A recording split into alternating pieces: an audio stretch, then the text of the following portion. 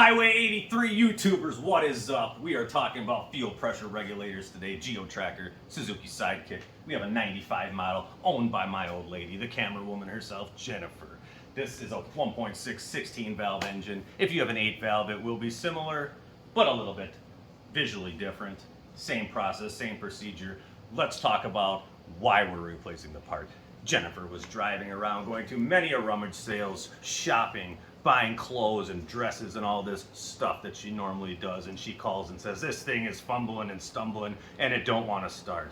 It was running great, but once the engine is warm and trying to go to that second store, third store, rummage sale, it would not start again. It would, but it would take 5 minutes of sitting there, holding the gas pedal down, this, that, the other thing, and did not want to start. So I said, hey, sounds like you're over fueling. Too much fuel, bad pressure regulator. So today we're going to show you a simple process of how to test the regulator, how to replace the regulator. The regulator itself can be bought at any any auto parts store. Speaking of auto parts store, let's give a shout out to O'Reilly's for hooking it up with the magnetic beer holder. Shout out to Miller High Life. Together, it's a good day. So local auto parts store can supply your regulator.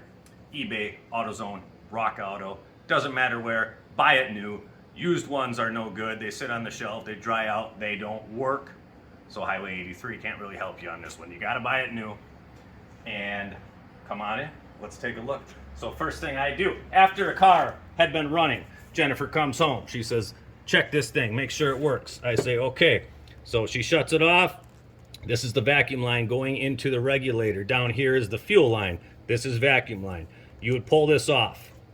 Gas came out of this earlier. Today I had already pulled it off for the video, so there's no more gas in there, but 1 drop, 2 drop, any amount of gas in here means it has failed and it's coming back through the regulator through the vacuum line. So that's a surefire way to know that it's no good. So we are going to grab our new regulator.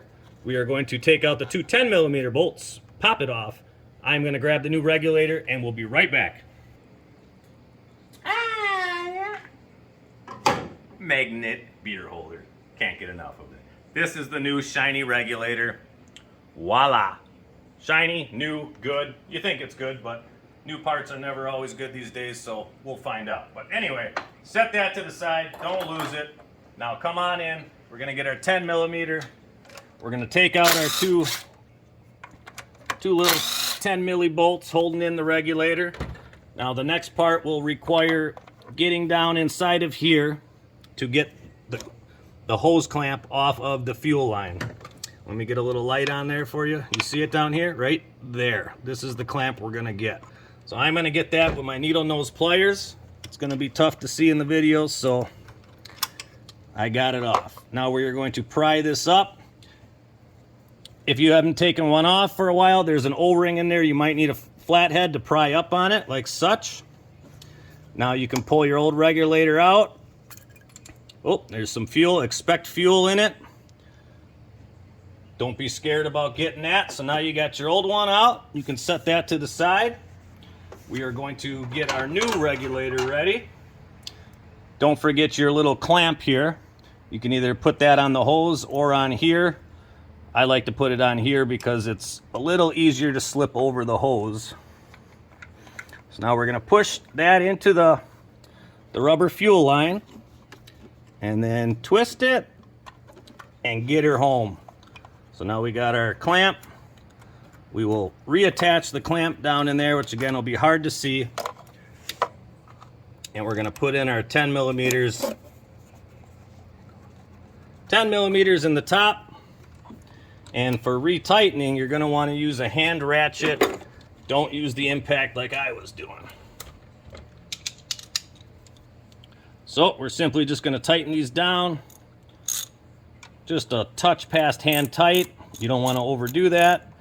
And then you want to retighten your reattach your vacuum line. So we're going to tighten both of these down. Get your vacuum line back on. And put your clamp back onto the hose down there. And that's basically it. It's very simple, very easy to get to. The 8-valve engine will have 2 Phillips heads instead of the 10mm, but it'll be just as easy. Okay, now you have your new one installed. You can soak up any gas you've found with the rag. Otherwise, this is on. You can drink your beer, of course, after you just did tell somebody, yeah, I just spent an hour replacing this fuel regulator or whatever. Get inside, turn your key on to pressurize the system, come outside, don't start the engine, turn the key on, check for any fuel leaks. No leaks, crank her over, see if she fires right up. If she fires up, you know you're all set to go, and then keep an eye on it and monitor your fumbling, your stumbling, monitor any leaks, pull that vacuum hose, see if anything comes out. You'll know you're all good. But it's just simple as that, and we get a lot of people texting my phone, emailing the Hwy83 Suzuki website parts request saying, hey, this thing won't start after warm. And I said, sounds like a bad regulator. Very easy. Now I can point you straight to this video and you'll have it knocked out. Don't need to pay a mechanic because you saw how easy it was to do. So if you need any parts or help, contact us. Order at Hwy83Suzuki.com. We'll have new videos coming here to the left and to the right, and a subscribe button in the middle. So thank you guys for watching. We appreciate everything. And go drink a Miller High Life like I'm about to do right here. Ah, yeah. See you guys on the next video.